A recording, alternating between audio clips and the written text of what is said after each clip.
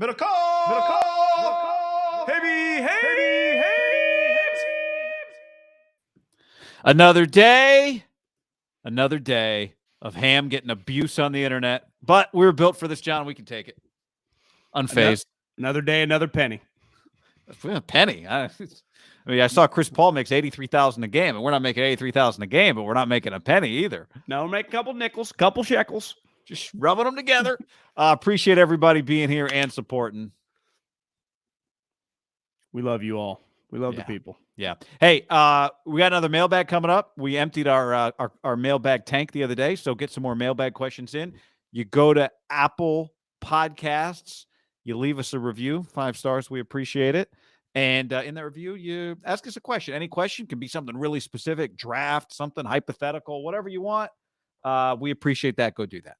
Thanks. You want to break down the sophomore from Arizona that just committed to Ohio State?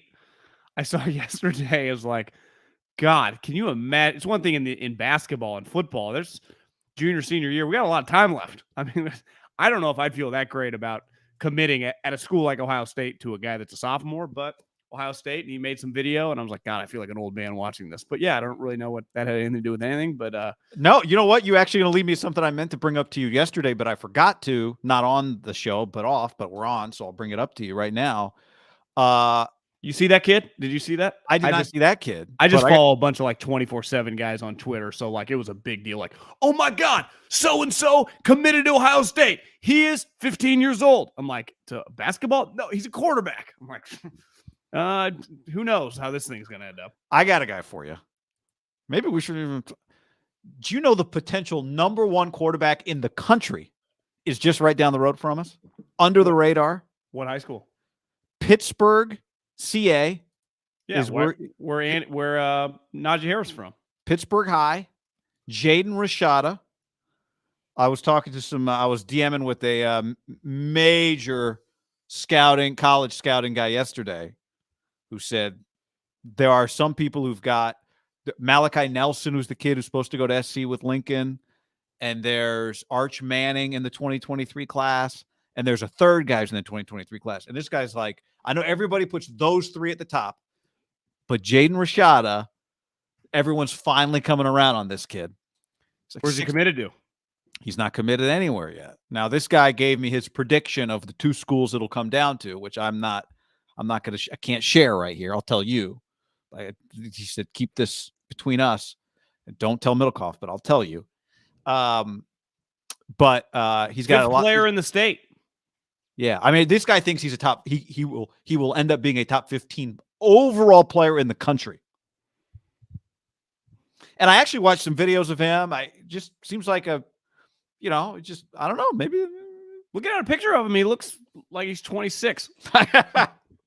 Does he look old? The Ohio State guy looked really young. This guy looks older. Really? Bulldogs offered him. Oregon's offered. Miami's offered. LSU's offered. Cal's offered. Ole Miss is offered. Yeah, so this kid's got a prediction I heard was he's not going to any of those schools. But that was just a prediction. You think he's big? Big time. I'm just a guy reading the internet, but the guy that knows and seen him in person, all that stuff, says big, like as high as you can. He can go wherever he wants. Don't sleep on Highway 4, guy. Antioch, Pittsburgh. There you go. Some players. There you go. So Jaden Rashada, you're officially the Ham Pod is officially on you. In. You got a good arm. He's tall. 6 foot. Yeah, I know. Yeah, I watched some good videos of him. Anyone run pro-style offenses, or are we just spreading it out, flinging it around? I guess a pro-style quarterback can run a spread offense, right? Yeah. Carl, appreciate you, Carl. I am 100 wearing that promo code Ham hat this summer. What does that mean? I'm 100. Speaking to me, I feel like an 80-year-old. I know what he means. It was a limited edition run of those hats that we sold. Oh, so he's one of the few. One of the few. Yeah, I'm one. I actually got 2. So yeah, I got 2 as well. You actually won a 96. Yeah. What are your realistic? Actually, and then you gave one. Actually, Jeff Middlekauff, Little Jeff bought it. You bought it for him. So I think he bought it. Somebody bought it. Yeah. What are your realistic expectations for Trey this year? Well, you see how fast Kittle pivoted from his old friend Jimmy, who's just at the Warriors game. Honest question. Before, obviously, we're going to talk more about just him as the player and different stuff going on. Do you think that's a conscious effort from just George as a human? Like, hey, it's my new quarterback. I got to pivot. Is that something, hey, George, we're paying you a lot of money. We got you the Zenny deal, which people don't realize. That's probably an extra $5 million a year salary cap we get dinged. You're one of the team captains. You're one of the team leaders.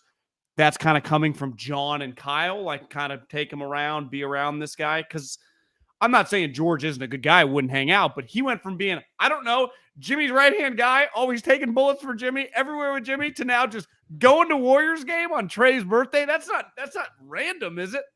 So other people who did the deep dive might know this. Were the other two guys Sudfeld and Dwelly? Oh, and Dwelly. It was Sudfeld and Dwelly. Dwelly doesn't really stand out like a tight end. I would have assumed he was like another quarterback. I thought it was Bryce Petty. Yeah. Bryce Petty? Yeah, Brock Purdy. Brock Purdy. Sorry, Bryce Petty's the other guy. Baylor quarterback. Yeah. It was Trey's birthday. Did you see they gave him a little plate with some stuff on it? Little stuff. My question would be like, did Kittle... He took a picture, thanked the Warriors and Chase Center. So I think the Warriors, I would imagine Kyle's son sitting in the same seats. Like they want those guys there. Would you guess that? Is that a little deal?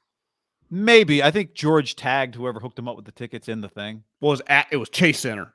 Oh, it was Chase Center? I thought at JP Morgan Chase, at Warriors, at Chase Bank. Gotcha. No, I don't think it's accidental. Would you imagine that John and Kyle sat him, like, went to him specifically? Same seats? No, but just said, like... I don't know. I think it's kind of George's... It feels like it's kind of George's thing. It's almost... You don't have to tell George to be a team leader. Like, he almost... Very collegiate. It's a little collegiate, right? Yeah. Brad says nothing is everything, but everything is something. Intentional. Yeah. Pretty good seats. Very good seats. Right behind the basket. Yeah. I think if you're the Warriors, you want them there, right? You would like Niner people at all your home games in the playoffs. Yeah, absolutely. I think Ayuk was there the previous game. I would imagine maybe the Niners pay for him through the Warriors, but wouldn't you want it vice versa? There's an exchange. Maybe get some Warrior guys to a Niner game, right? Which they've had them there. Yeah. Businesses do trade. E40 always has the same seats, but he just might be a season ticket holder. I think basketball, it's pretty wild that you can just be sitting there, and on one side it's Andre Iguodala, and on the other side it's like just another fan, right? It's just there's a fan, and then there's the bench, and there's not even any real separation. I remember watching a few weeks ago. We all noticed that you watch basketball. It's Andre Iguodala in a suit, and then like a woman and her husband, like just two people just right there, bing bang. Just I like it. I always enjoy when it's a little kid, and by like the second quarter, he's dapping up when the guys are coming down. He just takes his hand out and put a hand out. Yeah, it's like Giannis or Steph, like gives him the guy a fist pound, and then they sit back down. Yeah, yep.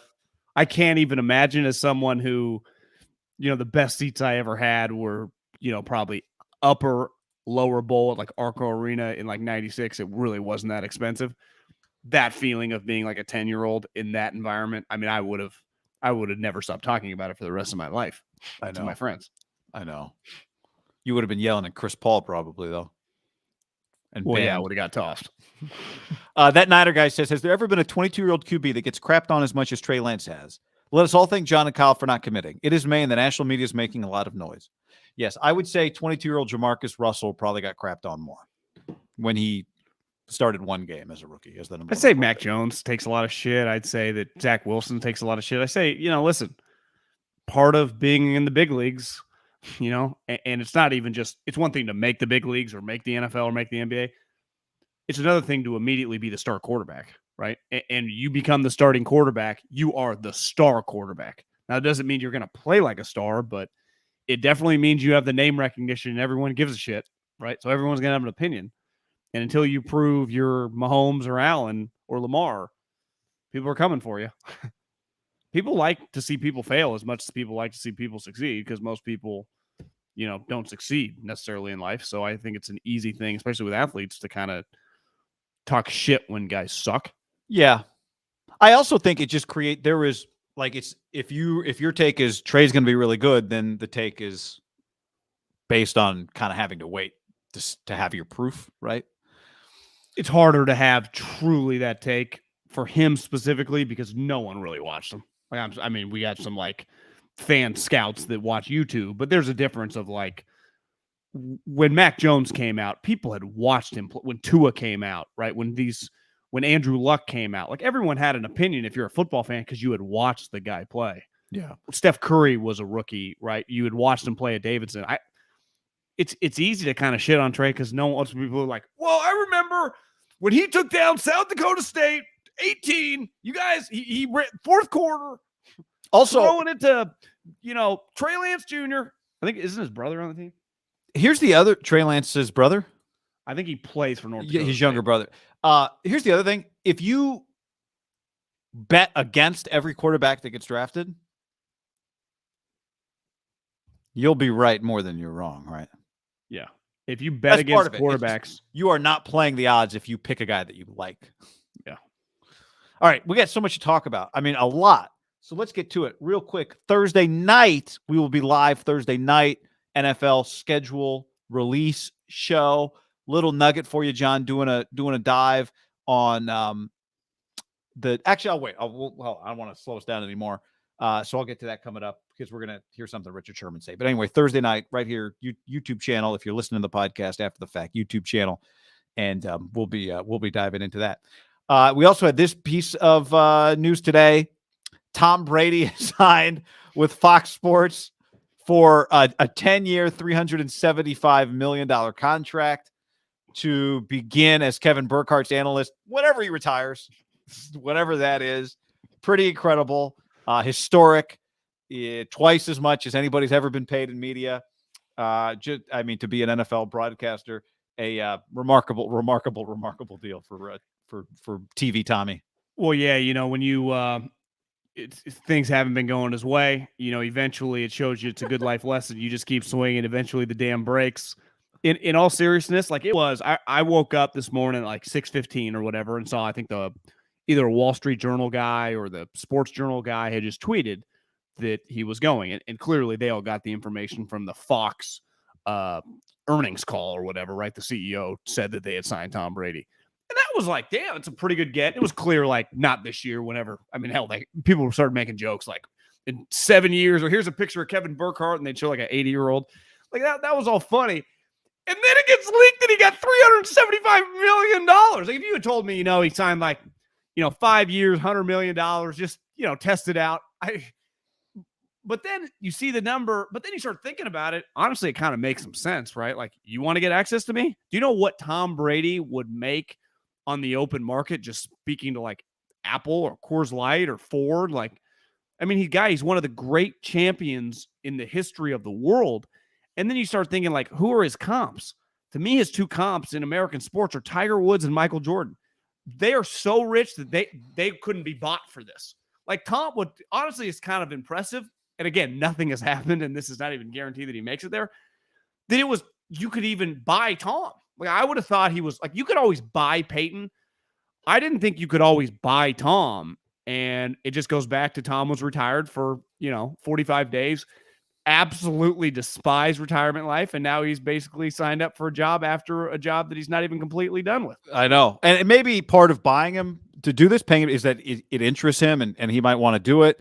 But do you agree with that, though? Like, what? Michael and Tiger they wouldn't be able to be bought in this situation. Like, they do other things like Tom does, like brand deals and speaking deals. Right. To commit like this is a pretty big commitment when you're on his and their level, right? Yeah, I mean, I asked you before we started recording this, is Tom gonna last longer on this 10-year contract than John Gruden did on his in terms of really calling games? So it's hard to know exactly what truly the level of commitment from Tom is today. You don't think he's a guarantee you don't think it's guaranteed that he minimum calls a season of games? I don't think it's I think he does. Let me just say that. But I can't. Contracts for you that are at least a year away from being fulfilled, to me, are just I don't quite know what to make of them. Now, the reason you would say yes, he fulfills the whole thing, is part of what was said on the deal is Brady will pair up with Kevin Burkhardt on the biggest NFL games. He will also serve as an ambassador for the sports network, taking part in promotional activities. So also he will work with Burkhardt on quote unquote the biggest NFL games.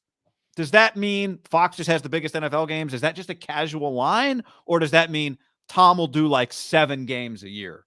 Because when you say the biggest NFL games, are you saying we're Fox, this is just the number one crew, we get the biggest NFL games? That might be what he's saying.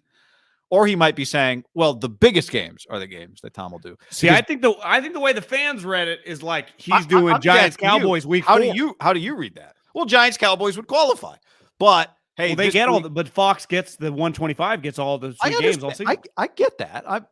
That may be what he's saying, but maybe he's not saying that. I have a hard time seeing Tom Brady doing 17 weeks, 18 weeks of football, right, for the next decade. That's you interpret it, I think, differently than all of normal people that are just assuming he's going to just be doing the full slate of games like he's Joe Buck or Troy Aikman. I wonder.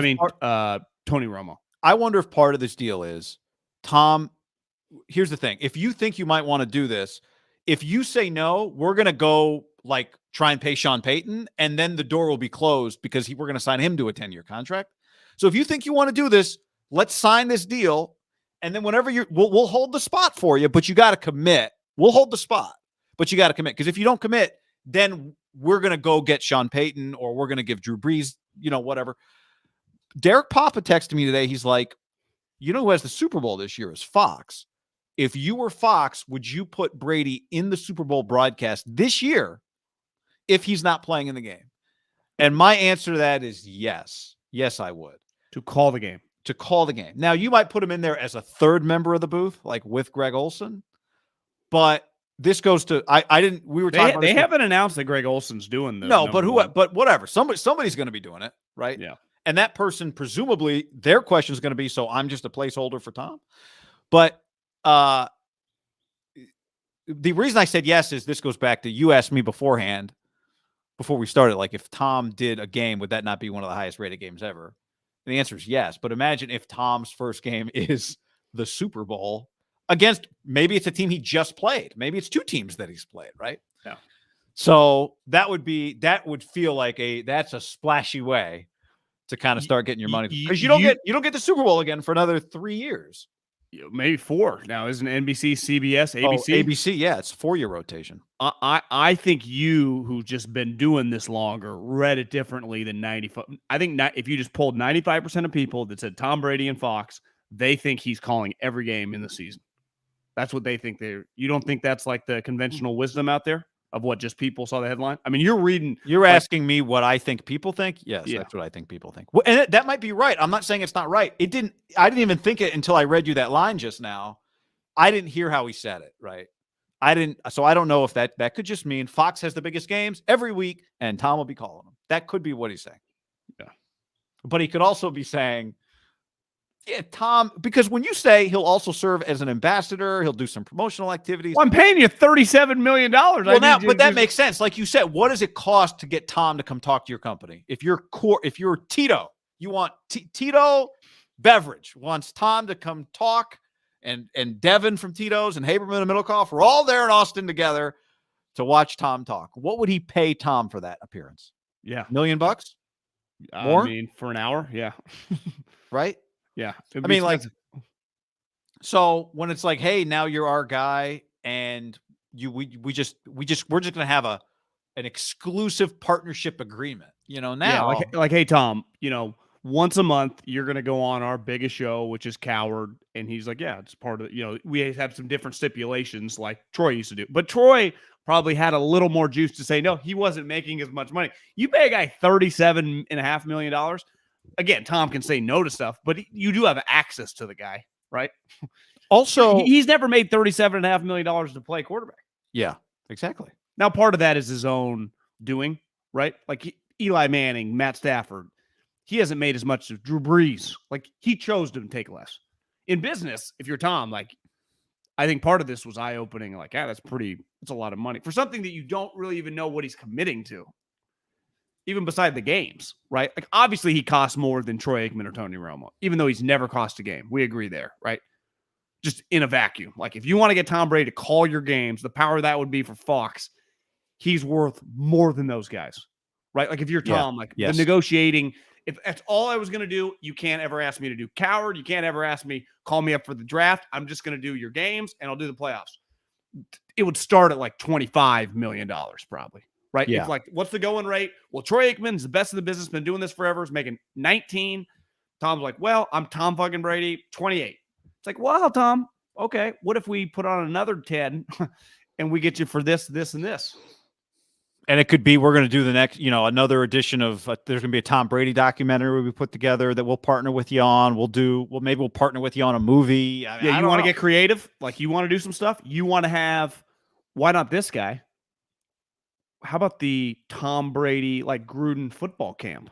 Like you talk to the top 5 quarterbacks. Do you think how easy that would be to throw on like Fox Sports 1? Right. Tom Brady with the top 5 quarterbacks at 50 years old, sits down with CJ Stroud. Obviously, it would be in a couple years. Can you imagine how many people would pay attention to that? Right. And if you're Tom, like, that kind of gets his juices going too. Like he gets to throw with them. He gets to sit down, talk some ball with them. It's an easy one. It's a BP fastball for football guys because it doesn't really feel like they come out to Miami, Florida, like they used to go to FCC. We'll build you a little room to bullshit with. You could fucking bring in Gronk and Edelman. It's such a, I would bet something like that because I would want to do that. And I bet I could see Tom like, hey, we would love to integrate you some way in the draft. We don't need you watching all the players. How about just mess with the 5 quarterbacks?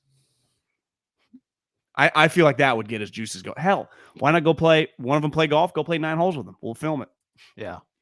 You guys just talk ball. I mean, you and I have already put together content for Tom and the team. That would work. It would work. Well, a lot of stuff with Tom would work, right? And that's why I love this deal is because Tom Brady's one of the greatest sportsmen that we've ever had in this country, and keeping him in our, around sports. A part of you worries like Tom retires, he goes to ownership, you never see one of the greatest of all time again, and that's not going to be the case with him. I think one thing that he's probably seen through Peyton is like the world now.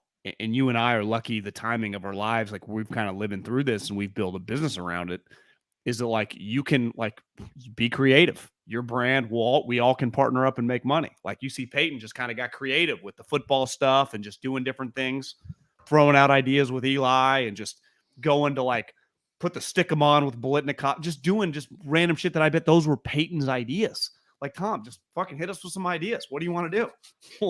We'll send you the crew. It'll get 1 million fucking views on YouTube in 24 hours. That'll pay for it. What do you want to do? That to me probably wasn't as much happening. It was much harder. Like, where would you even put it in 1996, right? Or 2005. Now it's like, you tell us, Tom. Yeah. I think the quarterback idea would not only work, again, if Tom was interested in it, I think it would be sweet. Don't you? Like Thursday, the 4 Thursdays leading up to the draft, 7:00 at night, Fox Sports 1, Tom sits down with the top, this Thursday, that next Thursday. Yeah. That would be cool. It would be. You could even get Gruden involved. By then, maybe. You never know. I just want Tom. More Tom, the better. More Tom, the better. John, before we go on, let's tell the people about our friends at buckmason.com/ham. It's very easy. You go to buckmason.com/ham. And with anything that you order, with anything at all, you get a free t-shirt. Bam! buckmason.com. Are you wearing Buck Mason right now? I'm wearing Buck Mason hoodie right now, actually. I'm wearing a Buck Mason hoodie as well. Buck Mason clothes, second to none. I can't recommend their hoodies. I mean, I wear the hoodie all the time. You wear the hoodie all the time. You can check our videos. It's confirmed. Yeah, I went over to Haberman's house for Cinco de Drinko, and he had the hoodie on.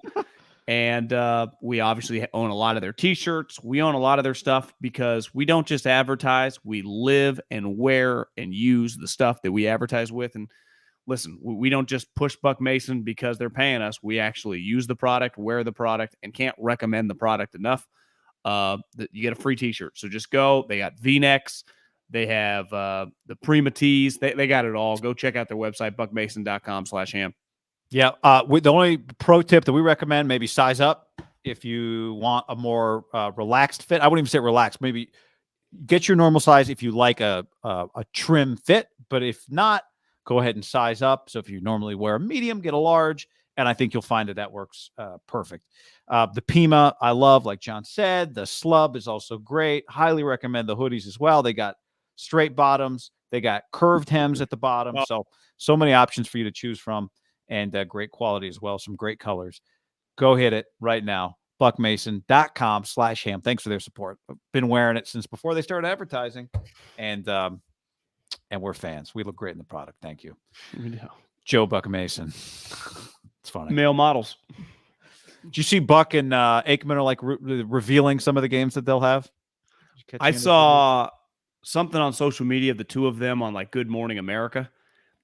And I mean, they both look like they were wearing the same dress shirt. You know, I mean, Buck's slimmed down, him and Troy, great shape, kind of a similar look, you know, early mid 50s, the hair. Troy's is natural, Joe's created, but it just, it kind of works. They work as a tandem. Yeah, they do. Probably all they drink is Aikman's new beer. What's it called? 7, I think, or something like that. Yeah, doesn't it feel like it's 2 calories, but it gets you drunk? That's Troy's deal. I don't know how it's possible, but I would imagine they're a little like Burkhart, Brady, Buck, Aikman. Well, they're not at the same time, so it won't necessarily matter.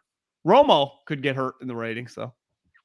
Romo could get hurt in the ratings. Nance will be Nance. You know, I guess could get hurt in the ratings a little. Maybe is Peyton.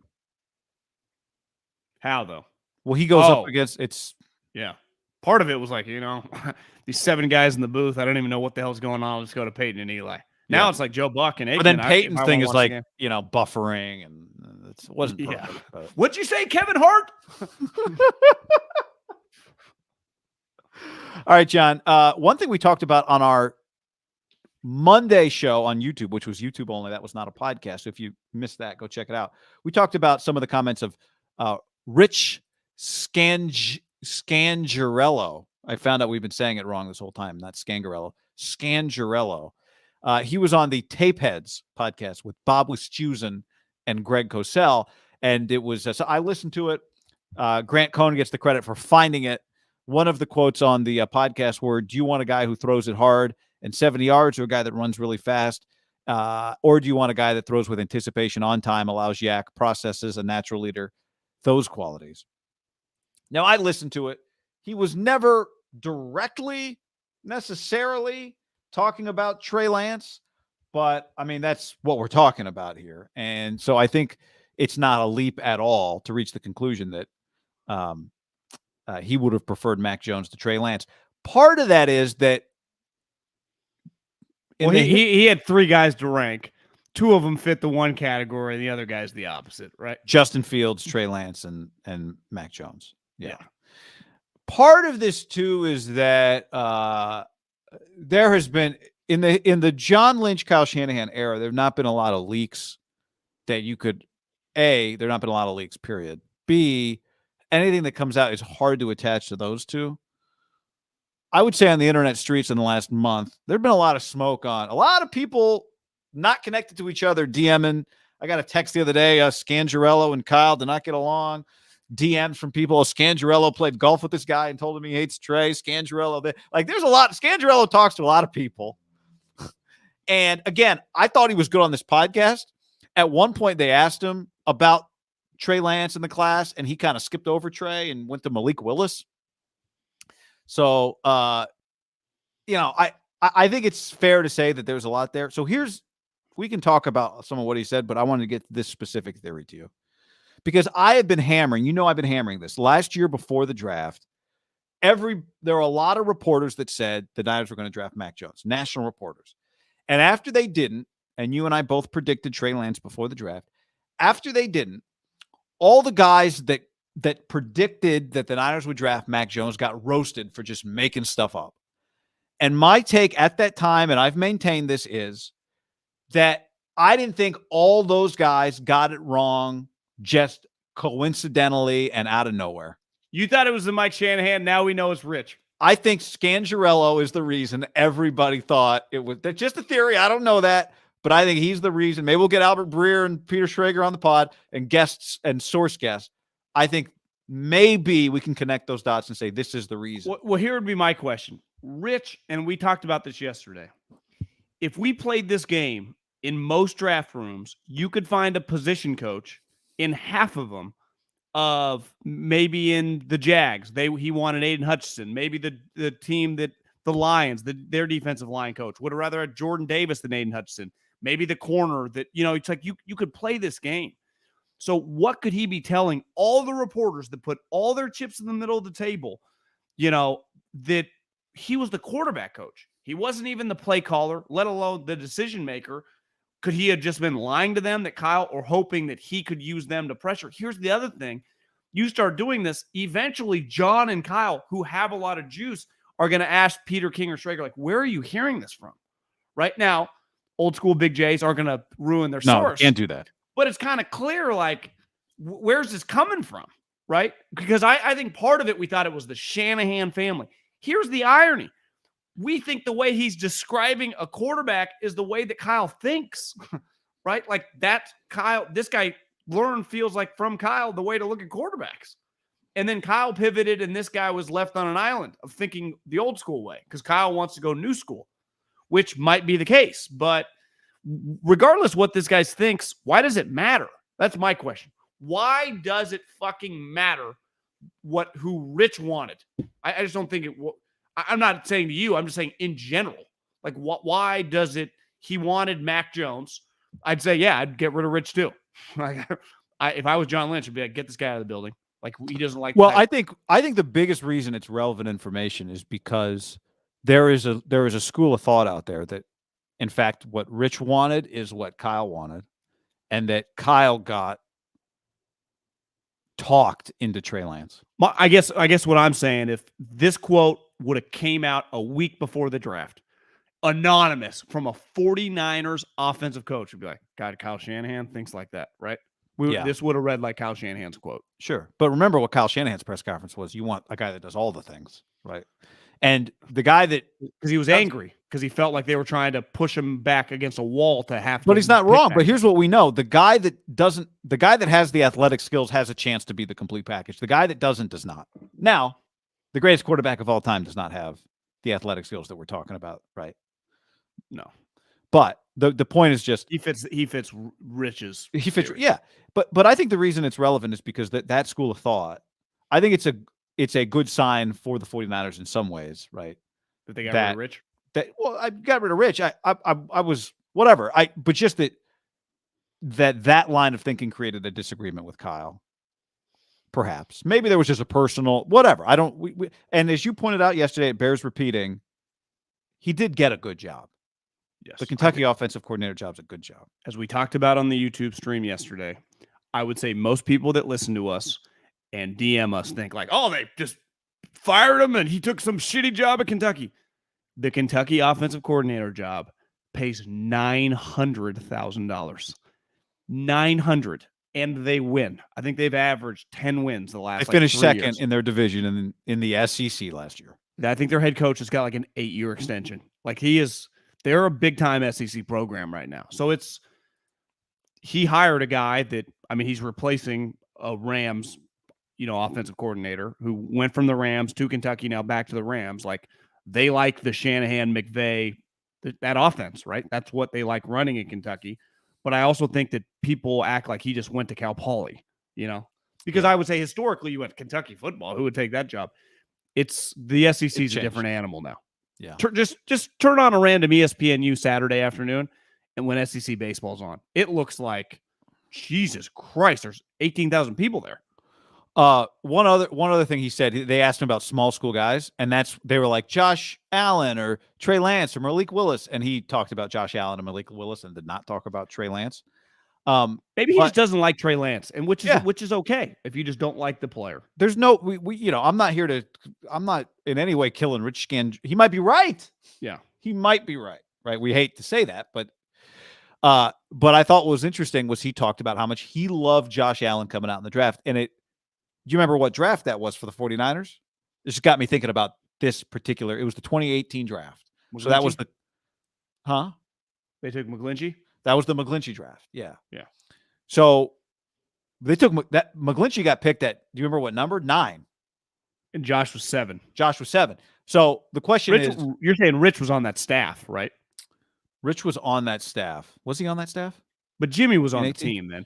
Yeah. I just wanted to go down I played out the string of could you make the case the Niners should have traded, because that was not Buffalo's pick. It was Tampa's pick. And Buffalo did not have to trade that much.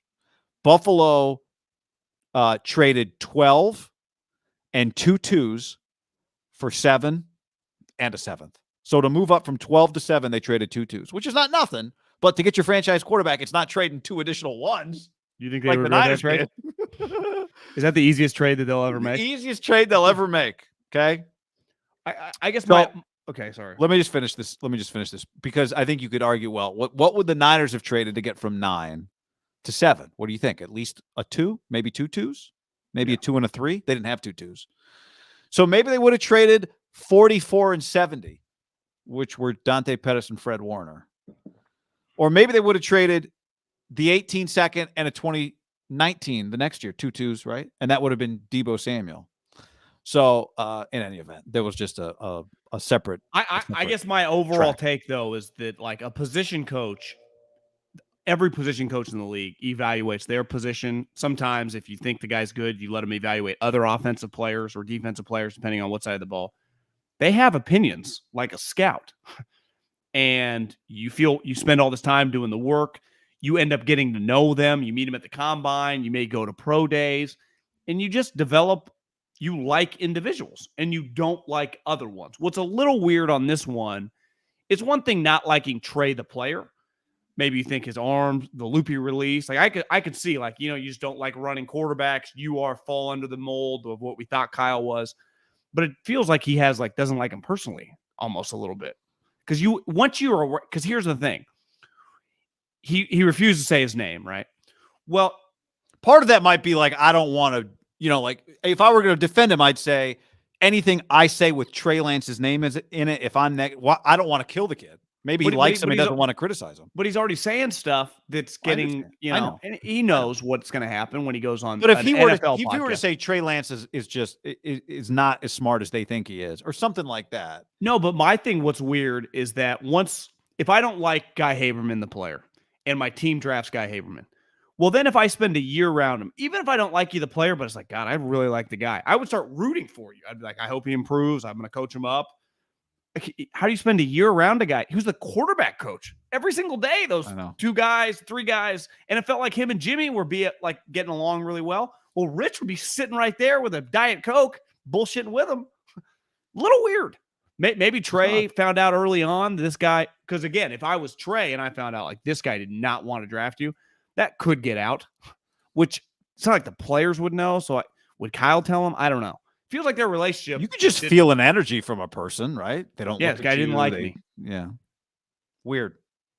I remember going to the combine when I realized I was going to get fired, and Chip Kelly would just not look at me. I'm like, this is kind of weird. No one would say a word. I'm like, I'm in trouble. Oh, I remember you telling me. I remember you telling me. You're in trouble. Yeah, I remember you telling me about that. Just like Rich. See ya. But he got a $900,000 job. I didn't. Not yet. Well, brick by brick, John. All right. Chris Sims. We're going to hear some of what Richard Sherman said. We got a lot of stuff to hear. I want to play you 3 things that Chris Sims said on his podcast, Unbuttoned, with our buddy Ahmed Fareed. And the first thing, he's going to start by talking about last year, why his initial take was play Trey, and then he watched him play in the preseason and went, maybe he's not ready, but why his opinion is different now. People around the 49ers organization and training camp last year, or people around the Chargers 49ers practices during training camp last year, too many people got to see Trey Lance to go, it wasn't that good in practice. And there was too many things coming out of those to go, it's really raw. He's really far away. The throws are off target. The decisions are everywhere and all of that.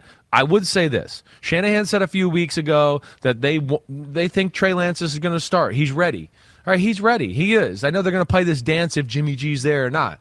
Just go with it. You saw enough from him, and he's got some talents that can open up the field and make their offense every bit as dangerous. Now, is he going to be as consistent throwing the ball machine down the middle of the field? No, probably not. But I just think the Jimmy G situation brings more pressure on Trey Lance. It brings more pressure on Shanahan, and that's where I just don't understand.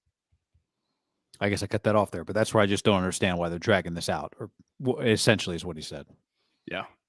I think in their mind, they're not necessarily dragging this out because he's not going to be around Trey. I would say the only way that you would consider this dragging it out is if when training camp comes, Jimmy's also showing up. Then that to me would fall under. But what's happening this spring with Jimmy not being around and Trey going to be the starting quarterback, I'm going to give him a little bit of a pass. Not that they handled it well. I think we've all agreed that it did not go their favor. And even John admitted the moment that they came out with the getting surgery, like that screwed him. Even though they kind of knew that he might get surgery, is a weird deal. But regardless, Sims, I don't have that. Sims reiterated, like, yeah, it kind of snuck up on them that it turned that way. And John Lynch has kind of said that too. They clearly weren't on the same page there, which I don't blame Jimmy. Like I'm a huge that was Jimmy's leverage. Yeah, like Jimmy got hurt playing for you guys. Yep. But do you agree? Like if Jimmy's nowhere to be found when we go out to practice in the next couple weeks or a month or whenever the fuck they are, and Trey's taking all the reps and Jimmy's not there, like I don't. That's not factoring. Now, if Jimmy was there on the sideline, I would say that's immediately weird. But I would not expect him to be there. If Jimmy has showed up there, and even if he's rehabbing on the side, I would say that's immediately weird. Yeah, I think if you were the 49ers, you don't want him doing that. Yeah. I would say I'm assuming that he's not going to show up, which I think is fair to assume. What's not fair to assume, if you're not cutting him or trading him by the time July, whatever their report date is, 28th, and whenever they step on the field, let's say I'll just pick a date, July 31st. This is their first day on the field. If Jimmy Garoppolo is walking out there with Trey Lance, that's immediately a major drag-out weird situation. And also could be a reflection then of Trey. Then we got all these other variables playing in. Like, did he have a rough spring? But I'm going to give them the benefit of the doubt's the wrong way to describe it. I'm just giving them the spring. It's Trey's team. Jimmy's rehabbing Chicago, Florida, wherever the hell he is. I separate those two things because, I mean, their star tight end's taking the guy to the Warriors game. A thought has occurred to me too of like, well, maybe he kind of knows he might not be ready, right? Or that they're a good team, like you talked about in the Super Bowl window, right? Where they go, damn, we still need a good backup quarterback. We need to have somebody like that. I don't want to sacrifice our team on, our young Trey Lance went down and hurt his knee, just like I saw him do in his first start last year, sure. Right? And then you go, oh crap. That would scare me if I'm him too. And I'm sure that might be part of the process with Garoppolo as well in their thought, where they're just going, damn, I mean, he is a great backup option, even though he's $25 million. But again, you traded 3 first. I don't know why these clips are getting cut off. I'm not blaming myself, but in any event, you heard most of it there. You traded 3 first-round picks for him. Like you would have lit up the producer at 14 in the radio. I would not have been able to handle that. And one more part. How many games do you think Jimmy Garoppolo starts for the 49ers next year? I'm going to say none.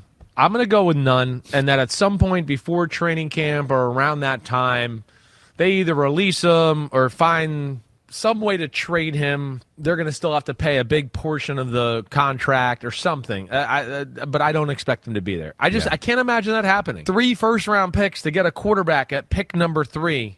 Basically have pushed out the guy who took you to 2 NFC championships. I think one theme in everything he says is you are making Trey Lance's life harder if you keep Jimmy Garoppolo around, right? And what you have to weigh is the risk of Trey getting hurt and you needing Jimmy Garoppolo to win you football games for $25 million because you couldn't trade him for anything. Is that worth the trade-off? Yeah, I would say. And his conclusion's no, it's not. In a vacuum, every single human, including Kyle, including George Kittle, would agree. Could I get the player Jimmy Garoppolo to be the backup for Trey Lance? Everyone would agree that's a good thing. You would want the best backup humanly possible. Not really the way football works, right? Like part of it, I ran in today at the gym, diehard Bills fan. And he was like, you see these schedules? All these, I don't know what's going on. When's this? They're already leaking. And I kind of explained it to him, like how it's slowly to Thursday. He's like, we're going to start getting all the primetime games. I'm like, yeah, you guys now get maxed out primetime games. Part of Josh Allen. He loves Josh Allen. But if Josh Allen goes down, their season's over. If Mahomes goes down, their season's over. When Russell Wilson hurt his mallet finger, they were screwed for 4 games or whatever. That's part of football. Like, it's just you're all in on Trey Lance. So, yeah, if Trey Lance gets hurt, that's a problem. And you'd say on the short sample size, he went 2.5 games and he got injured in one of them. But, like, I go back to you can't have Jimmy around, even though in theory you'd love to have him in the backup. And the old school Greg Papa in the 90s, you can do that, but you can't do that now. And Bill Walsh, quarterback, you can't talk like that now. It's too much on a 20, especially this guy is not coming from Alabama. Say one thing about like Mac and Tua. It's like, how does Tua handle Miami? I don't know. Tua's starting quarterback at Alabama for 2 years in the peak of their dynasty. Came in at halftime of a national championship. Like, in fairness to Tua, like, I bet Tua's like, it was crazier at Alabama than here's at Miami, right? North Dakota State, power, it's North Dakota State. So I just think you got to get rid of them, even though in theory, if you get them to take a pay cut and still name Trey the starter, cook the books, that does make sense football-wise. It doesn't make sense personality-wise. And it would be a circus guy, because if you were at Levi Stadium, let's say the Niners are 2-2, and whoever let's just pick a team. They're playing the 5th game. They're playing the Commanders. And all of a sudden, they're 2-2, playing the Commanders week 5. And you're like, what is this team kind of like last year? What's going on? 10-10 at half, and Trey's thrown 2 picks. And Jimmy's the backup. What if you're like, fuck it, throw Jimmy in? What are we doing? That would have, and it would make, no one would ever say throw Sudfeld in, or throw Brock Purdy in. You know what could happen really quickly is you get that from fans too. Like everyone who wants. That's what I'm saying. You and I are sitting in the stands. We'd start chanting, Jimmy. What? How would they not? Yeah. Yep. Well, the number one priority in any year is to win a championship, but truly the number one priority for the 49ers is to give Trey Lance every piece of support and opportunity to become a franchise quarterback, given what they paid for him, right?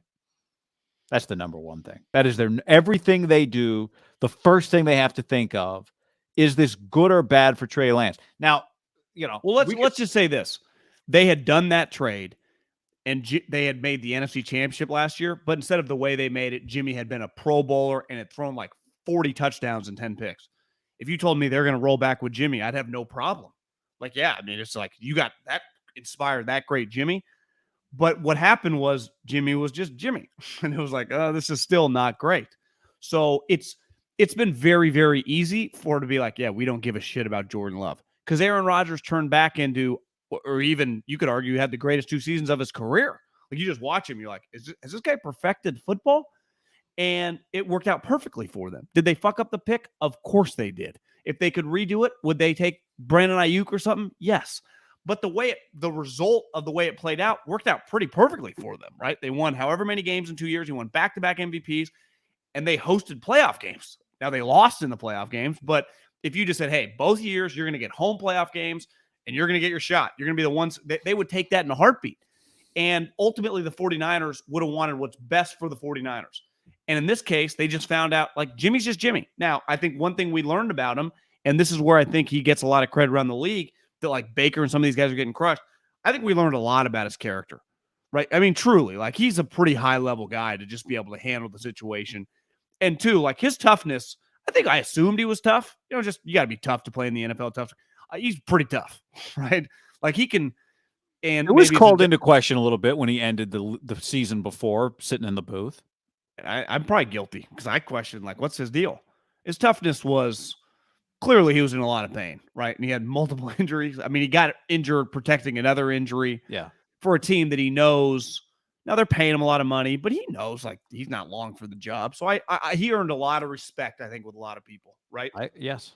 Yep. But at the end of the day, him as a player, he's just not good enough, right? Look, almost every team that has won a championship, almost every team, not every team, but almost every team that's won a championship we could count probably on 2 hands, maybe 4 hands, the moments that could have cost them a championship. And on the other side of that coin, when you almost win, like the Niners, you could easily make the case we were so close twice with Jimmy. So how can you argue that Jimmy shouldn't be the quarterback when we got so close twice with him? And the part of that argument is, well, yeah, but you almost were not in the position you were in, right? Several things could have kept you from even getting to the NFC Championship game this year. Other things could have kept you from getting to the Super Bowl the year 2 years prior. I mean, honestly, it could So have been 30-0 at halftime of the Rams Week 18 game. That's what it felt like. Yeah, and the Packers game could have been a very different game. So now, not that the Packers were great. You're right. The Rams game is different.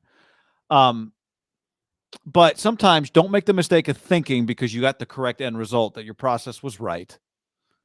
Don't get blinded by your success, and don't overvalue. I guess sometimes it's don't get blinded by the failures too. Sometimes coaches would say that. Like, I see this guy every day. I know his numbers aren't good, but I'm telling you, he's going to be a good player.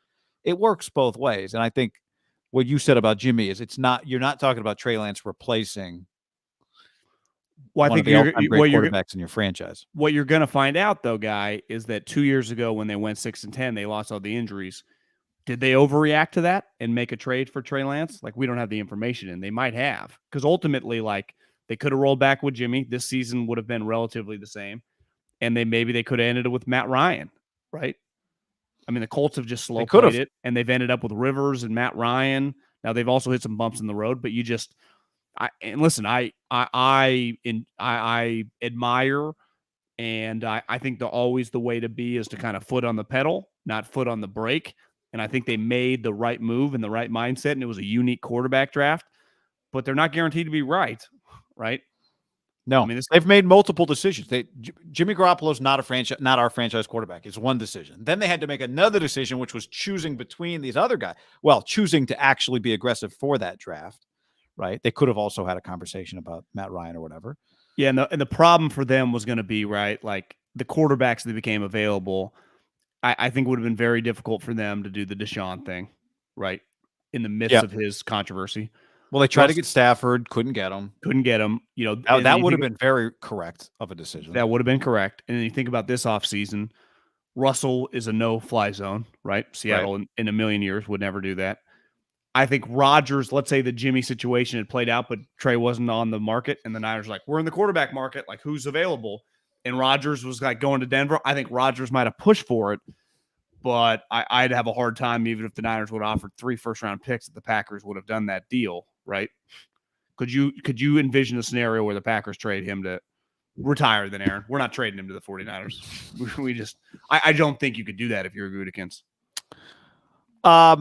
I mean, ultimately, if you were convinced Aaron wasn't going to show up, it'd be malpractice not to take 3 1s for a guy who wasn't going to show up, right? I think it would have to get very, very ugly. I think it would have been tough. Yeah, I still have to retire almost. If you told me Gutekunst dropped to fire me before I traded him to the 49ers, I think I'm not going to be the guy. Yeah. It used to happen more in like the 80s and 90s. He's making too much. Like, it's one thing when you were making like $100,000, like 93 to be a GM. It's another thing when you're making like $3.5 million. You're like, yeah, we don't have a choice. And then you just put it on Aaron. But I still have a hard time envisioning that. But I do think Matt Ryan would have been their quarterback. Don't you? I think Matt Ryan, if they had not done the Trey Lance and just ridden with Jimmy Garoppolo, and now Jimmy was coming off a shoulder, I think you could argue Jimmy would just be the quarterback. But yeah, the Matt Ryan thing. If you gave Kyle right now, I don't know the answer to this. Only he truly does. If you get a do-over and just reverse it, get the picks back, and have Jimmy last year with Sudfeld or some Tyrod Taylor or some other random backup, and then have just lasted to this year with your picks and then acquired Matt Ryan instead of having Trey Lance about to take over, what would you rather do? I wonder if he would say Matt Ryan. I wonder that too. I don't know. Because he has looked a little older. It's very dependent on how much he likes Trey Lance, right? If he really loves Trey Lance, then he wouldn't do that deal. And we just don't quite know yet how he feels. Yep. We don't really know. I think we're really going to get some sort of feel over the next month, right? Of just him talking, Trey talking, the players talking. And it's going to lean positive, but just this is I would say a very, very intriguing OTAs of just the vibe. Because the expectations are high. And the vibe in offseason is always kind of light, but like I'm just fascinated with this whole thing. Yeah. Well, the other thing is it might be harder. You're going against the ones a lot more now, right? Does it look? Remember the first 10 days where we were showing up, it was highlight reel after highlight reel. But I mean, part of it when you have a big arm and you can run in those situations, he's gonna have highlight. He'd have highlight reel no matter what team he was playing against, right? 2s, 1s, like just when you can huck it and move. And there's no sacks. And the Bosa probably be training in Florida, but Hyder has to stop, and you get to like run 3 more steps and unload. DBs are covering for 4 seconds and a half. Yeah. So you're right. It's very different. Before we get to Richard Sherman and Albert Breer, John, let's get to Indeed.com/ham. Indeed.com/ham, where starting now, you get a $75 sponsored job credit to upgrade your job post when you go to Indeed.com/ham. Yeah, guy. One of the things that I love about Indeed is they make hiring all in one place very easy. Because, guy, with Indeed Instant Match, over 80% of employers get quality candidates whose resume on Indeed matches their job description. The moment they sponsor a job, according to Indeed, Indeed data based in the U.S. So we can't recommend it enough. If you're looking to hire, we know the Great Resignation took place. There are people out there that are going to need some jobs jobs. So get on it right now, especially if they're checking their portfolio, because they are down. And they're going to need to work. They're going to need some cash. And if you are in charge of HR, if you run a small business, if you run part of a bigger business, I cannot recommend Indeed enough. It works. Well, Indeed is where the people are. It's the #1 job site in the world. More total visits than any other job site. And in the minute we've been talking to you, 16 hires were made in the last minute. Jeez. On Indeed, according to Indeed data worldwide. So when you sponsor a job post on Indeed in the U.S., you are 3 times more likely to get a hire. As John said, candidates you invite 3 times more likely to apply, and you're 3 times more likely to get a hire. So right now, go to Indeed, the only job site where you only pay for the applicants that meet your must-have requirements. Start hiring at Indeed now. Get a $75 sponsored job credit to upgrade your job post at Indeed.com/ham. Offers good for a limited time. Claim your $75 job post credit at Indeed.com/ham. Indeed.com/ham. Terms and conditions apply. Pay per qualified applicant. Not available for all users. If you need to hire, you need Indeed. Damn right. Just saw it was when you were talking, I peeked at Twitter. Looks like John Morant's probably out for the playoffs. Bye-bye, Memphis. You know what I missed while watching that game on Monday night was all of Ian Eagles' jaw phrases. He's got I hadn't really been paying attention. Last night was the first one I really watched the sound. He does it a lot.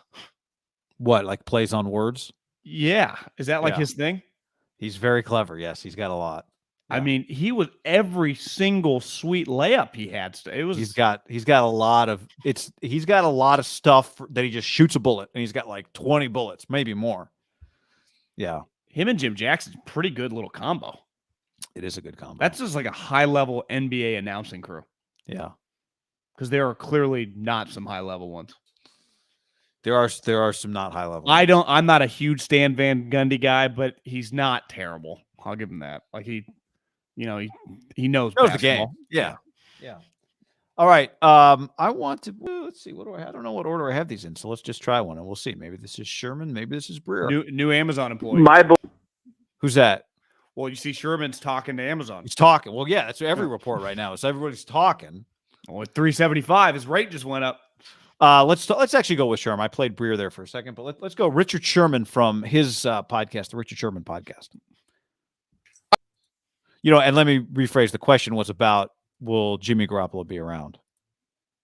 I think he's going to be on the team during training camp. I think he'll be more of a safety valve, and it's a really expensive safety valve, but safety all the time, all the same. I think they're going to give Trey Lance opportunity to start in ball games. I think they want to see it. I don't think he'll play a ton in the preseason, so they'll keep a ton of backup quarterbacks to play in the preseason, but I don't know if either of them play on preseason. It's not worth the injury risk to Jimmy G with his cap number, and it's not worth the injury risk to the guy who you want to start. But they also need him to get reps. They need Trey Lance to get live reps. If the schedule is the rumored schedule that came out of them playing Carolina, then Atlanta first 2 games, all these getting cut off. What the fuck's going on? But what he said was if they're really playing Carolina, Atlanta the first 2 games, and those are 2 games for him, 2 good games for him to play in.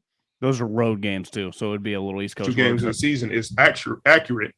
See, now it's playing again. Yes, those were the. Now again, are the pre-release rumors usually accurate? No, I mean, I saw yesterday when we were doing our live stream, like, you guys got any takes about the rumors out there about their opening schedule? Yeah.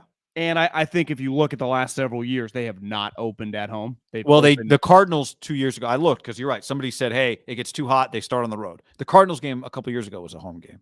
The Super Bowl year, though, remember, was Jameis. They started on the road. And then last year was, they've done, it's been a lot of road Philly, games Detroit, and the 3-hour road trip, right? Not so 2 of the last 3 years, they've done 3-hour road trip. Last year was what? Detroit and Philly back-to-back? Yeah. So this year, the rumor would be pretty similar in a Carolina, Atlanta back-to-back, which you and I had hammered home, Seattle at home. I don't know if you could be that mad at Carolina, Atlanta opening. Right? You wouldn't be that mad. You don't love the time zone part of it, but you wouldn't go out mad. early. I mean, if that part's true, get out the road trip early too. Just get it out. I checked today. I went to the internet and I just typed Levi Stadium concerts. October 9th, Elton John's in town. That is the Sunday of week 5. So would they start 3 of their first 5 games on the road? Would they play Thursday night football at home, week 5? Would they play Monday night football at home, week 5? You'd have to do something with them. 2 road games, then week 3 and week 4, presumably then they'd be back home if they're not back home week 5, which is when they have Elton John. I don't know if you saw the Sam Farmer article, but he talked to the schedule makers. Same article every year. It's always a good article. I always enjoy it. And they're like, yeah, teams say, Taylor Swift is coming in. Can you move a game for us? But a lot of people have that type of deal. But October 9th. So what if the league says, no, we can't? Do you have to tell Taylor Swift she has to move her date? Yeah, I guess you do. I don't know. Depends what the cancellation fee is. Maybe do both on the same day. But Philadelphia freedom. I would see Elton John probably. I don't know if I'd pay for the tickets, but if someone gave it to me, I would be interested. Not on a football Sunday, but maybe on Not the on Saturday, a football Sunday. day before. I'd say Friday night I would go. Friday night. But anyway, just another part of the schedule, something to keep in mind. They've got Elton. I like that Richard. He's kind of like Draymond. I mean, he's locked into the rumors of the opening schedule. They're very similar, Richard and Draymond. I think they're made for this. So a podcast game. I think he knows, like, this guy negotiated his own contract with Parag, Kyle, and John, right? Remember last year when that thing happened with Richard and the father-in-law, like, John had his back. And part of it's Stanford family. But I think their relationship is pretty unique. I would put it like the Joe Staley. I mean, Richard honestly probably vibes more with them than he does like a 22-year-old teammate, even though he does vibe with a 22-year-old teammate like Staley. Like, if you told, like, who did Joe hang out with last 4th of July? Kyle fucking Shanahan and his friends. Richard is on those guys' level. So the difference between Chris Sims, the irony too, is like Chris and Kyle share a tattoo. I didn't realize that picture that you put out or retweeted or reposted on Instagram of Kyle, and I guess the Niners posted it, right? Of the 80. I didn't realize that Kyle's like getting on the field for them in like real games. Like, he kind of, if I was him, I'd like, that would be my Twitter profile. I thought I would have that photo up in my office. It was a really good photo. Yeah, it was a good photo, but I don't think Richard's I'm not saying he's not taking it. He's taking an educated guess. I think he's got a pretty good idea. I remember texting with him about Emmanuel Mosley or DMing with him. Like, I think he's got a pretty good vibe of the thing and just what people think.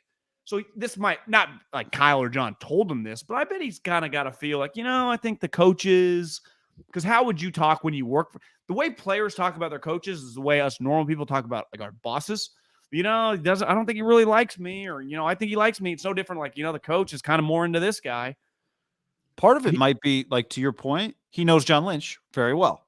So he maybe, when everyone else is guessing, is John Lynch just bluffing for leverage, or does John Lynch really mean we're not going to just give Jimmy away? Richard Sherman might hear that and go, oh, I know John Lynch is serious because I know John Lynch, right? It could be, that could be part of it. It's like, yeah, John Lynch is going to keep him on the team.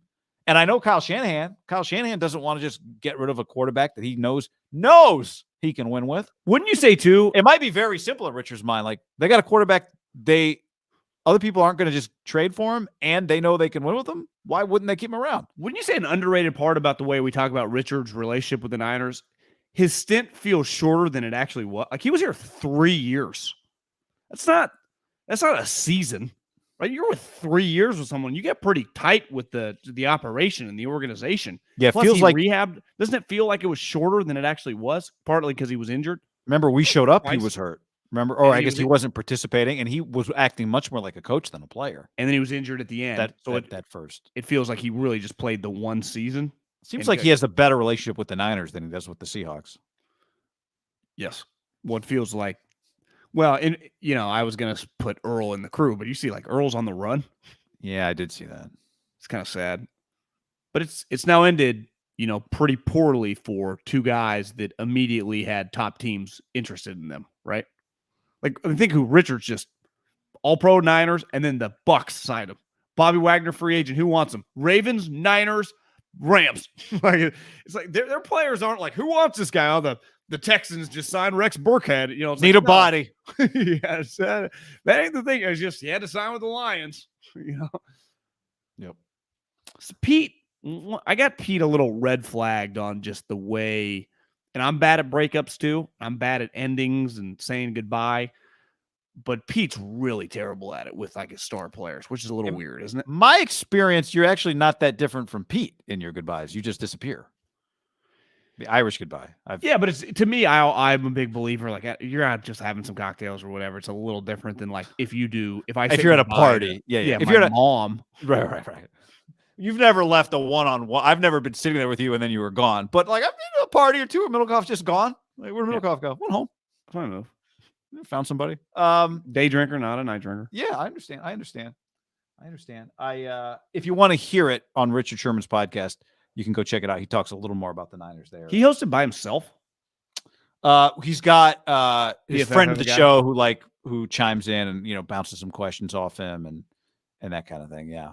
I forget the guy's name. Got a really good voice. Do you agree that like him and Draymond are very, very similar in just terms of like their avenue in their sport and just how they're unique personalities, but also just their name recognition, and they bring an element of credibility, but they're not cookie cutters. Like Richard's going to say what he believes. Draymond's just going to say what he believes, but they're actually, I would say both. Richard is probably less controversial than I think people assume. Like he just talks pretty normal. I think Draymond kind of picks his spots and does it, where Richard really is just talking much closely. Like he just breaks things down like a GM would or something. Yeah. I think Mitch Eisenstein is the guy. But I think what's similar about them is the sports world came to really know them from like the Being way crazy they people. act on the field, right? Like quote outburst. And then when you hear them talk, you go, "Oh, this is a really well-rounded person with, a lot of insight." And I think they're very similar in that way, in that they like introduce themselves to the world in one particular way, right? Richards was on the biggest stage, was the biggest moment was the interview he did with Aaron, right? Yeah. Aaron Andrews. As he just made the biggest play of the game. Just made the biggest play of the game.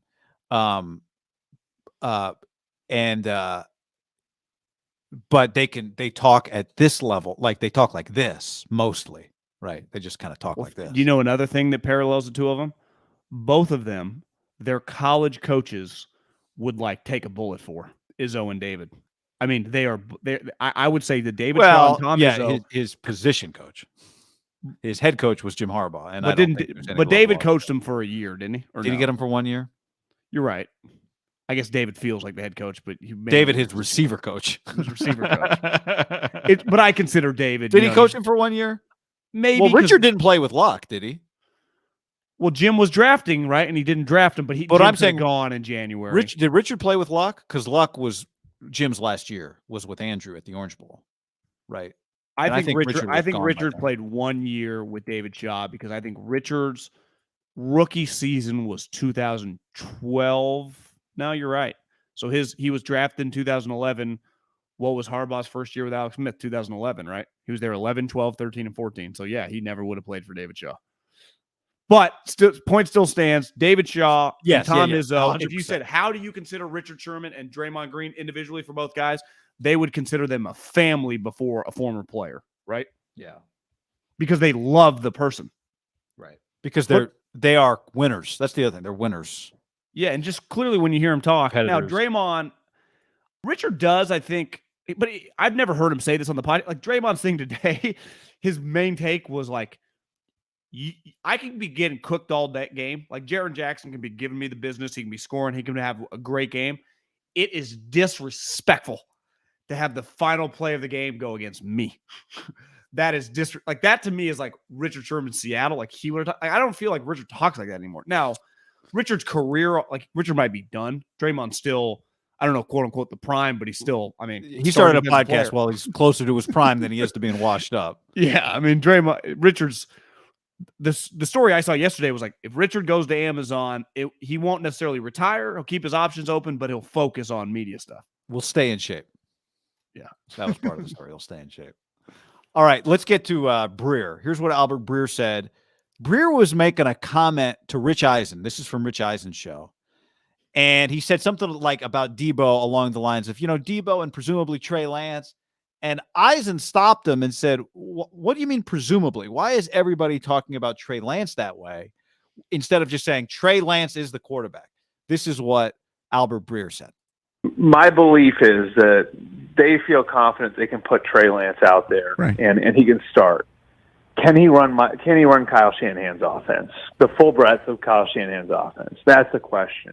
And then it's how much, if he can't run the whole thing, how much do they have to adjust? And remember, like Kyle went through that with, Robert Griffin III all those years ago in Washington when they basically imported the Baylor offense and he won Rookie of the Year. So it's not like Kyle can't do that, So I think that there's going to be that kind of push and pull and building an offense. And that's why I think that it's important to kind of gain clarity through the spring, because you might be building an offense that looks a little bit different to make it work for Trey Lance so he can grow through it.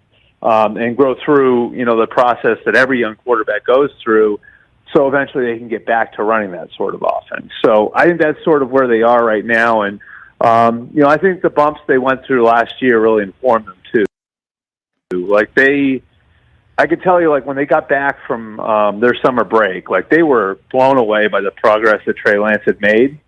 And those first 10 days of training camp, like there was some real thought, do we open this up and turn it into a real competition? Now he wound up leveling off, and then he had some issues.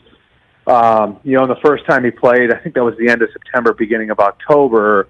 And then like towards the end of the year, he started to ascend again, and he played relatively well when he got a start there at the end of the year. So there were a lot of ups and downs last year, and I think that, part of this is sort of figuring out how much they're going to have to adjust what they do offensively to make it work for Trey Lance and playing in 2022.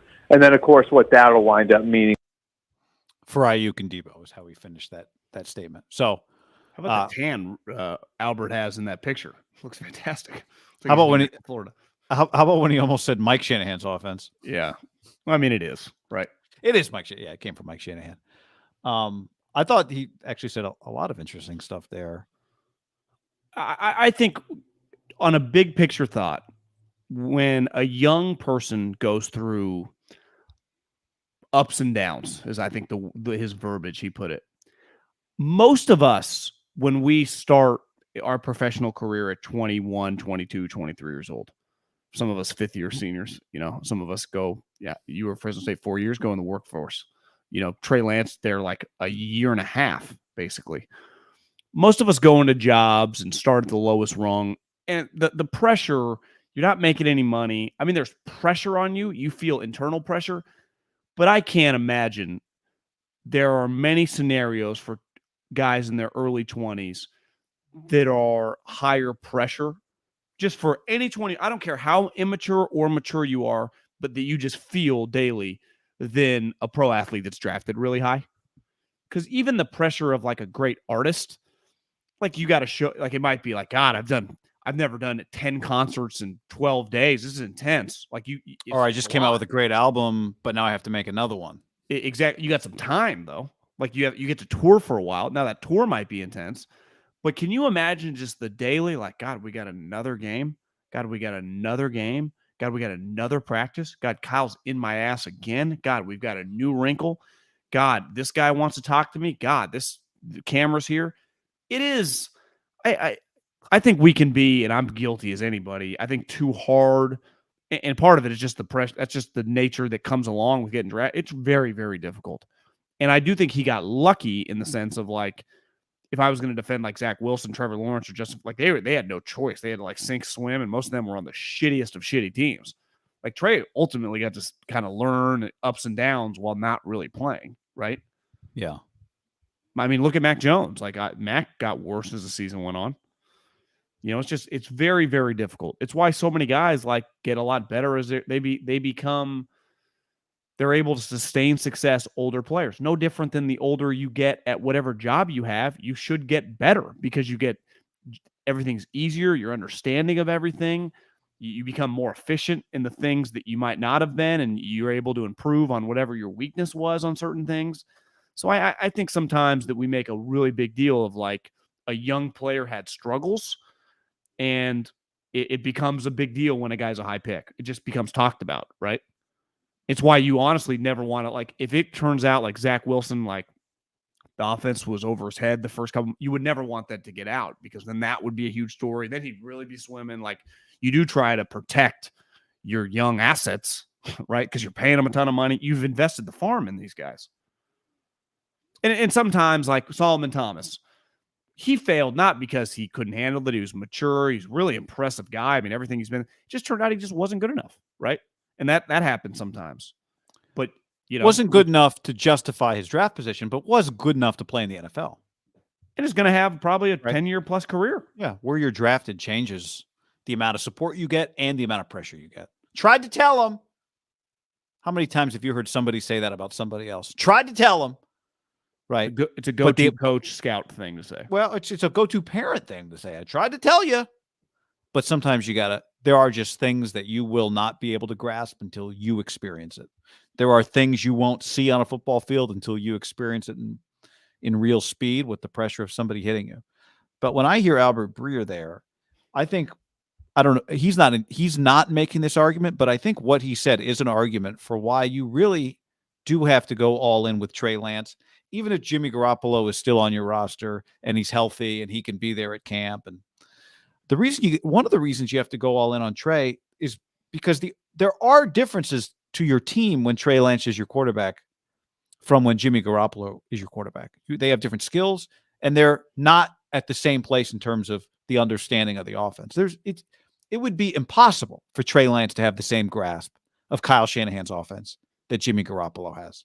Jimmy Garoppolo has played how many snaps in this offense? Multiple games and big games and pressure games and different types of games where we rely on our defense, games where we have to throw the ball more, games where we're on the road, and now we're using a silent count. He'd been the starting quarterback in a Super Bowl. So, yeah, the idea that, like, he doesn't know all the offense that Jimmy knows yet, of course not. And, you know, unless you want to wait 3 years for him to conceptually get it all, even then you still haven't actually put it into execution in real practice. When I say practice, I mean like actually doing it, not practice. Yeah. I mean games. I know what you mean. You still haven't done that yet. So I think there really is an argument to be made here that you can't go in with one toe on Trey Lance this year. You can't go in with a safety net being Jimmy Garoppolo. Let's go in 80% with Trey, but Jimmy's always back there because you have potentially a new center, potentially a new right guard, potentially a backup running back that's a rookie in Ty Davis-Price. Guy, did you know that he played as a true freshman for the LSU team and had like 7 I think it was 6 or 8 touchdowns. Like he was the backup running back on that team as a true freshman on one of the greatest offenses ever. I love that stat. That's a great stat. He was like Clyde's third stringer or backup. He wasn't Clyde's backup. I don't know if he was the true backup, but he was productive. He played for them that season. Yeah, as a 18-year-old kid. So if you have Jimmy Garoppolo some safety net, that means that Ty Davis-Price got to learn something different because your offense is not the same with Jimmy Garoppolo, no. Right? And it's your not offense the is just the same as what it's been, right? Your offense is the same as what it's been, and Deebo Samuel knows that offense, but Deebo Samuel doesn't have all the Trey Lance stuff down necessarily. How could he? Trey Lance was the backup quarterback last year. They played a little together. Well, at least he'll be around the next month to learn it all. Yeah, well, that's the thing is Trey's gonna have to catch up to him pretty quick. So you can't go in with one toe here on Trey Lance because part of what Breer is saying is there are adjustments that Kyle is going to have to make to Trey Lance to get Trey Lance ready to play the NFL season. And like the clip we played from Richard Sherman, you're in this weird spot of Trey Lance needs reps, but you can't get him hurt in the preseason, right? So it's every rep is so precious right now because it's a different team. Yeah. For Brandon Ayuk, it is different for him when Trey Lance is QB1. And everybody's got to adjust. For the offensive line, even the guys that have been there, it's different to block for Trey Lance than it is to block for Jimmy Garoppolo. This gets back to what I was you saying. only got so much time here. They're pretty lucky that Jimmy's just not even around. They don't even have to mess with it, and they would have had to make a concrete decision. We're either going to roll with the potential of him being around, or we're just going to pivot. Where they get like, basically instead of 3 strikes, they get like 10 because they get the whole OTAs to work with Trey. The problem is what I think Albert alluded to is like, and I had heard this last year. Maybe we had talked about it, but people had said, I would assume that Kyle's going to revolutionize. That might be the wrong word, but just change the offense toward Trey in the offseason, right? That was the mindset of when they drafted him. Not that first year when Jimmy was going to be around, but the following year. Well, he's going to have a bunch of new wrinkles, which I'm sure they're going to be learning during OTAs. Well, what if Trey fails and he doesn't like that? And then they got to go back. It'll be a wasted OTAs offensively, right? Or just you would have wasted several reps on random plays that you would not run if Jimmy survives. Right. I don't think Jimmy's going to survive. I do think Trey, I think they're greasing the skids with Kittle being around him. They're trying to do everything humanly possible to make him the most comfortable, to let him shine. But eventually, and coaches get a lot of credit, a lot falls on you. Like the reason Draymond Green and Richard Sherman and these guys improve so much as later round picks is because they fucking wanted it. And they would do whatever it took to improve. And obviously they had innate instincts and toughness, but like, can you imagine the effort that those guys put in early on in their career? Once they got a little taste, like, I think I can do something. And it's on you to improve. There are only so many guys that are like Trent Williams, Nick Bosa, that are just dropped in the league and dominate immediately. Most guys are like Debo. Like, I think we got something, and then Debo just keeps working, and then it just keeps working, right? And obviously this year, like Debo and Kyle both get a lot of credit. Debo deserves a lot of credit. Came in ready to roll, handled the opportunity, and dominated. Right? George Kittle just kept improving, became a star. Fred Warner this year was going weird after he got paid. But by the end, he just locked in, started kicking everyone's ass. Like in the playoffs, it was like, God, 54 is here to crack skulls. So it's on you as a player. And it's hard, right? I mean, there's going to be, there aren't going to be that many people watching. So it's probably less than game situations, right? It's just some media on the side. But like your teammates are watching, and the most important guy's watching, and that's the guy with the microphone standing right behind you, right? Yeah. Or the walkie-talkie. The pressure alone, just Kyle looking at everything you do, it's going to be pretty intense for him specifically. No different than like, can you imagine being like a 7th round pick showing up to like when OTAs start? You're like, God damn, I got a lot on the line here. Yeah, I mean, not having a safety net, and last year he had a safety net. He was the backup quarterback. So it didn't, and everybody said, yeah, it's okay. You don't have to be ready yet. Right. Time to burn the boats, right? Time to burn the boats. AKA cut Jimmy? Not quite that time yet. Oh. Yeah. Don't need to. By the way, I just saw this. I wanted to show you this. So The Athletic just tweeted, Tom Brady is set to become the highest paid sports broadcaster at $37.5 million. I have a graphic I want to show you here. That's not it. Here we go. So there you can tell Tom Brady there is number 1 at 37.5. Who would you guess? This stunned me just now. Who would you guess is number 2 at $30 million? Have you seen this yet? Do you know? Well, all I can see, you have it up. Yeah. I can just see CBS Sports. Right. Well, it's not Tony Romo because I think we see him at 18, right? Mm-hmm. Let's just think about CBS's properties. Okay. They got golf. I guess, could it be Nance? They pay him for golf and football. I would say unlikely. Not Nick Faldo. They have college football. Right. They're Gary Danielson's their guy. That feels unlikely. I mean, I don't know what else they have besides like those. What to me, when you think CBS, what do you think? College basketball, but that's not a huge part of what they do. Brad besides March Nessler's Madness. not making that much money. No. What are I mean- CBS's thing? NFL, college football. They have a lot of golf.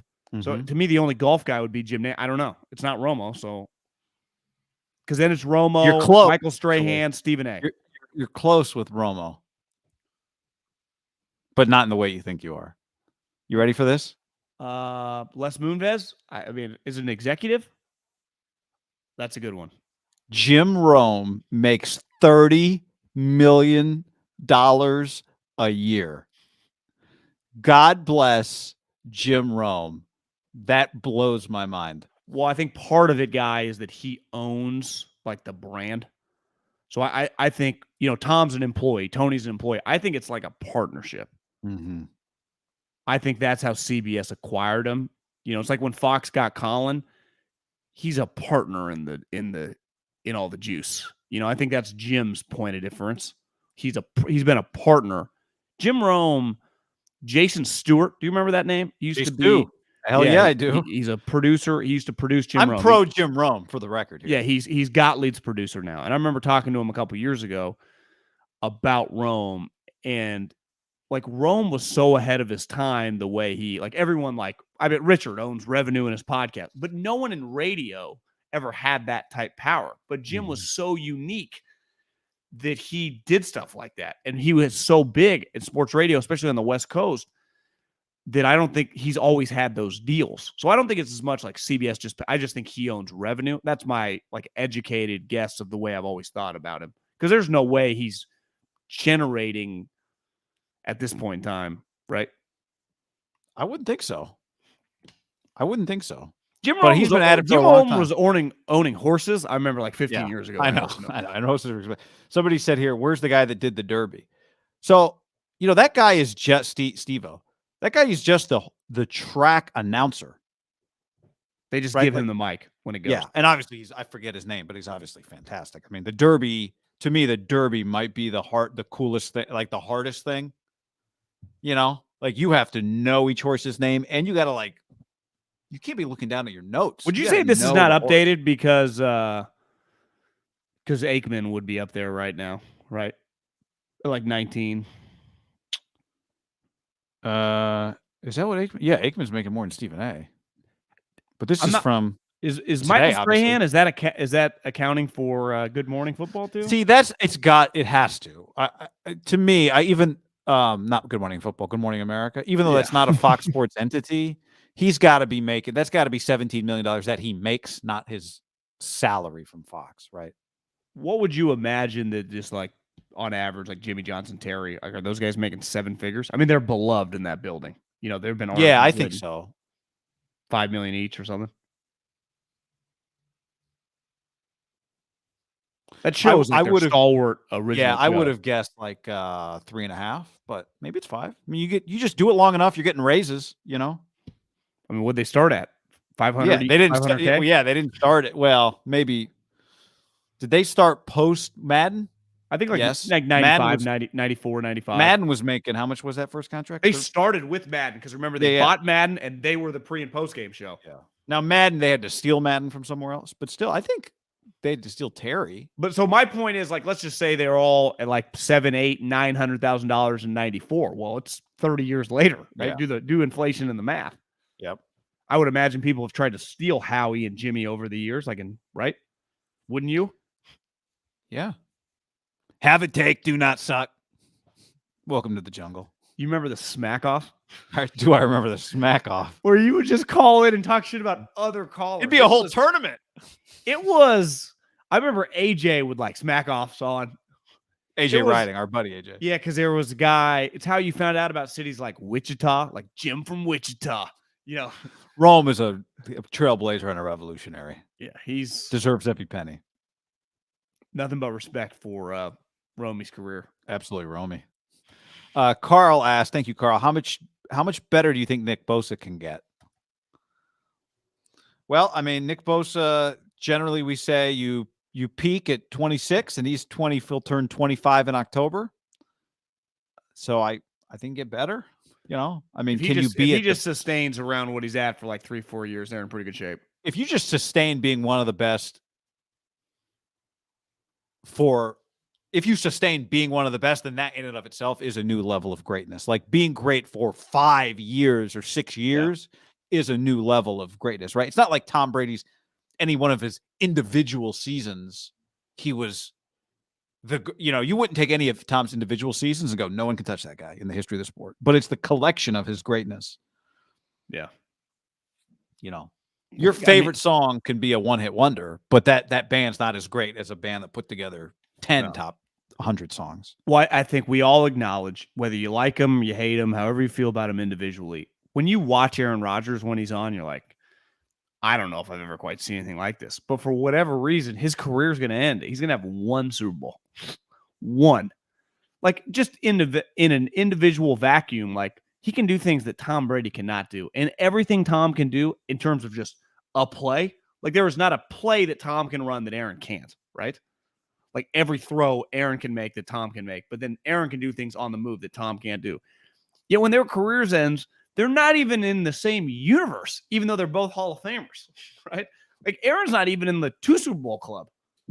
He's not even like, Terry Bradshaw's and Elway's and some of who are else, Aikman's. Like, there are guys that just multiple Super Bowls. It's like Aaron just had the one. Hell, Peyton, Eli. It's pretty crazy that Aaron's career more than likely is going to end with one Super Bowl. Yeah. He to me will be the best player I've ever seen that didn't accomplish more in any sport. The only thing he didn't accomplish was, when you say accomplish, like, he's won the MVPs to back up. It's not like he wasted his talents. He just didn't win but I'm just saying, like, the eye test, the accomplishments individually, how good he was in big games, and his teams were good. His teams were awesome, like well-run organization. Like, it wasn't like, well, you had that 5-year run where they were run by idiots. It's like, and it's just going to end with one Super Bowl.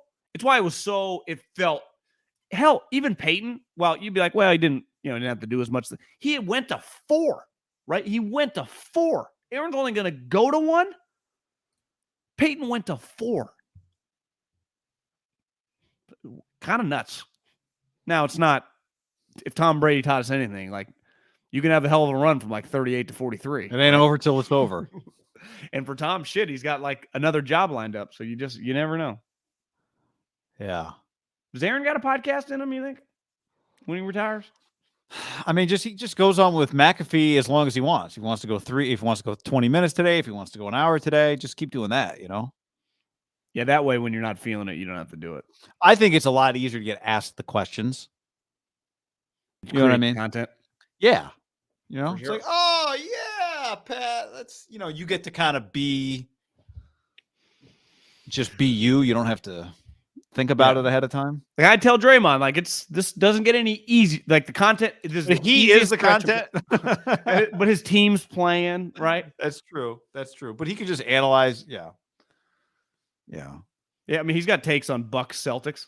Like, Draymond, you were warming up. Of course he does. Yeah. Just, it's like, you don't have to, when you're really an expert in something, you only have to consume a sliver of it to know what's going on, He knows. So they probably got it up on the video board when he's shooting, right?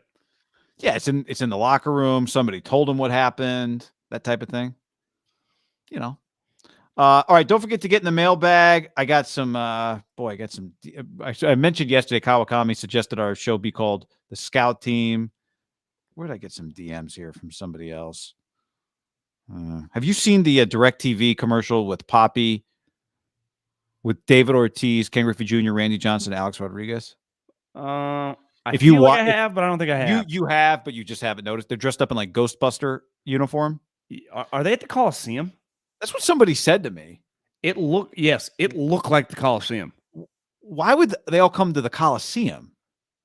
Cheap to shoot it there? Easy to get in and shoot it there? Weird. I watched the commercial and I said, this is the Coliseum. I think it is the Coliseum, actually, looking at the photo. Because the angle of the dugout, to me, makes it look like the Coliseum. But the reason you don't remember if you've seen it is because it's terrible. It has to be one of the most expensive, terrible commercials with no creativity that you'll just keep an eye out for it on TV. You'll watch it and go, If I told you got Randy Johnson, Ken Griffey Jr., Big Papi, and A-Rod in Ghostbusters outfits, you'd go, this is probably something funny here. It is as not funny as it is such a waste of money and time of all these people. I can't believe it. Did you see the video that went viral? I think this might have been last year. Poppy put Tito's in Frank Thomas's water bottle, and he took a drink, and he went like, thought it was water. And he didn't take a huge swig, but then Poppy just like fell out of his chair laughing. Pretty funny. I did not. That's pretty good. Never sleep on Tito's. Never sleep on Tito's. All right, everybody. Thanks for anything else we got to add? That's all I got. Just glad to see Brady getting more money and, going to be able to feed his family. And Draymond and Richard just keep podcasting. Did you see a big PFT commenter tweeted that red flag? Sam Howell says he's never eaten a steak. I'd say that's a red flag as a quarterback for sure. Is that true? But Al Michaels claims he's never had a vegetable. Do I believe a carrot has never made its way into Al Michaels' digestive tract? No, I don't. I do know people though that avoid vegetables at all costs. Like do not eat salads and stuff. But you're right. Like how you've never eaten a burrito with like some veggies mixed in. Like, give me a break. Especially Al, like for the way he's traveled like the last 15 years, probably a little different like the 80s and the 90s when you just had to like pick up some food. Like you didn't. How many options were there in like 83 when Al was somewhere for calling for a baseball game? Like you had to eat what you had to eat. There was no DoorDash. What's he eating? My buddy Nick told me it cost him $17 at Burger King the other day. Jeez, what'd he get? Well, he got an Impossible Burger. He got a meal with an Impossible Burger plus a side. So I said maybe the Impossible Burger costs like $8 or something. I think In-N-Out's the cheapest going. In-N-Out can't be beat. I'm Senor Supremo says I'm new here and I had you guys backwards because the first name's on the right. And I noticed that yesterday that Haberman and Middlekauff on the YouTube, but we're actually reversed on the video. We keep it that way because it exercises your brain. Yeah, we do. Okay. All clear. I got to fix some accounting things that we just got an email on. Okay. We'll go tend to business. Later, everybody.